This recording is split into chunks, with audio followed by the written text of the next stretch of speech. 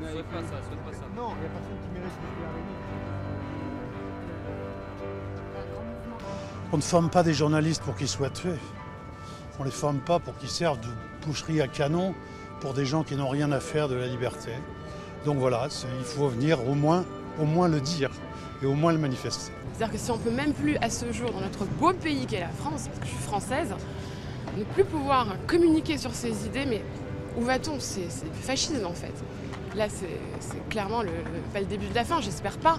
J'essaie quand même d'être optimiste, mais juste plus jamais. Contre un organe de presse, plus jamais. Que garderez-vous de cet immense élan collectif d'hier? Des images, bien sûr, cette foule, non seulement dans Paris, mais dans toute la France. Ce lien fusionnel entre le président de la République et les proches et les familles des victimes. Cette accolade avec Pelou, la manière dont il a embrassé hier soir à la synagogue de la Victoire le frère de l'une des victimes, ces chefs d'État et de gouvernement qui faisaient que Paris, hier, était la capitale de la tolérance, de la démocratie et de la liberté. Mais bien sûr, je crois que c'est cette force inouïe, magnifique, du peuple français.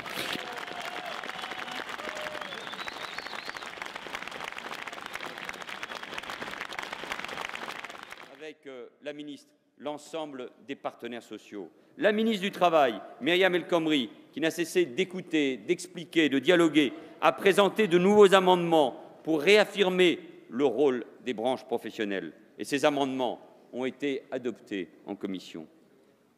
Mesdames et Messieurs les députés, malgré ces avancées, nous constatons une alliance des contraires, une alliance des conservatismes et des immobilismes. Il y a ceux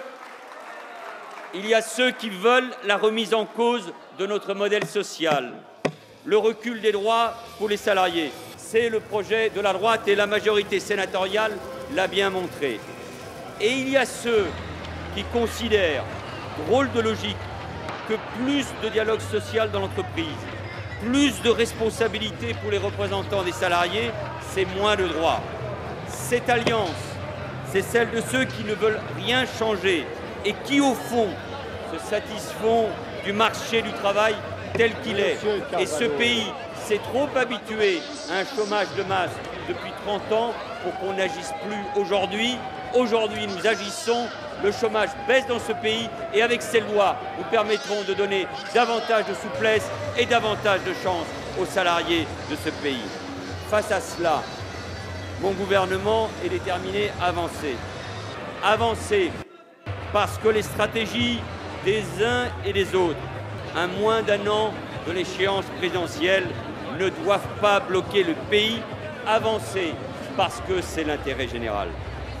Ce n'est pas une posture, ce n'est pas une intransigeance, mais dans ce moment difficile, dans le contexte international et européen que nous connaissons, je ne veux pas laisser certains mettre en scène les divisions, alimenter les fractures, jouer, oui, jouer avec les institutions par simple tactique à des fins politiciennes qui ne prennent pas en compte l'intérêt général et celui des Français.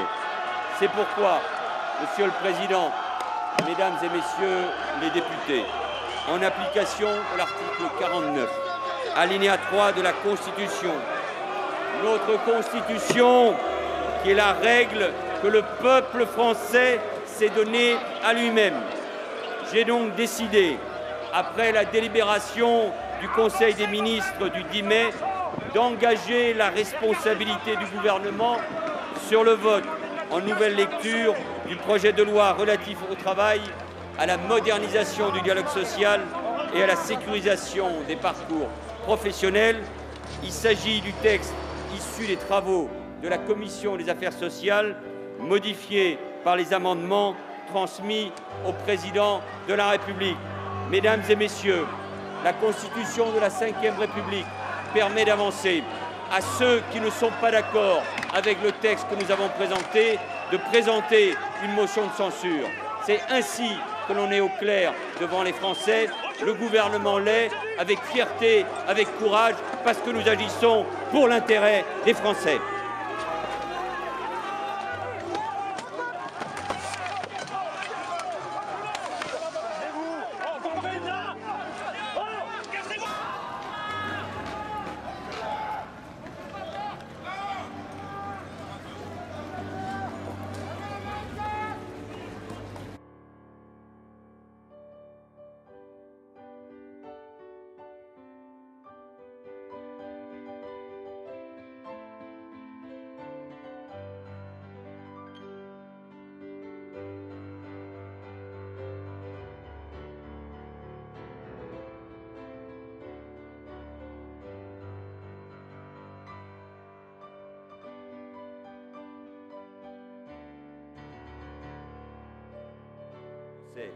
C'est pourquoi, Monsieur le Président, Mesdames et Messieurs les députés, en application de l'article 49, alinéa 3 de la Constitution, notre Constitution, qui est la règle que le peuple français s'est donnée à lui-même, j'ai donc décidé...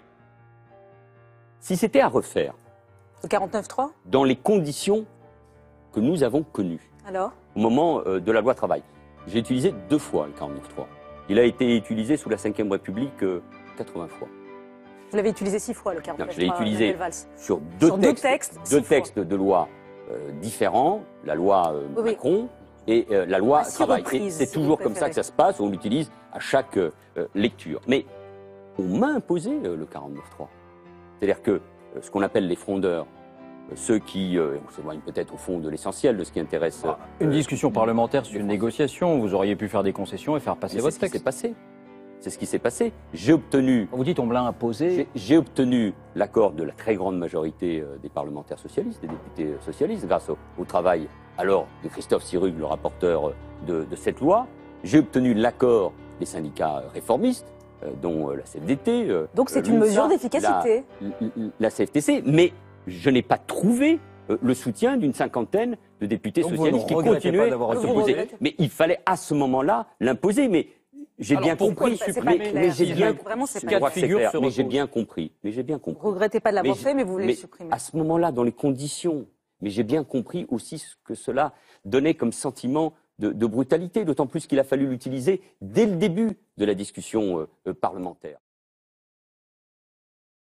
Que garderez-vous de cet immense élan collectif d'hier?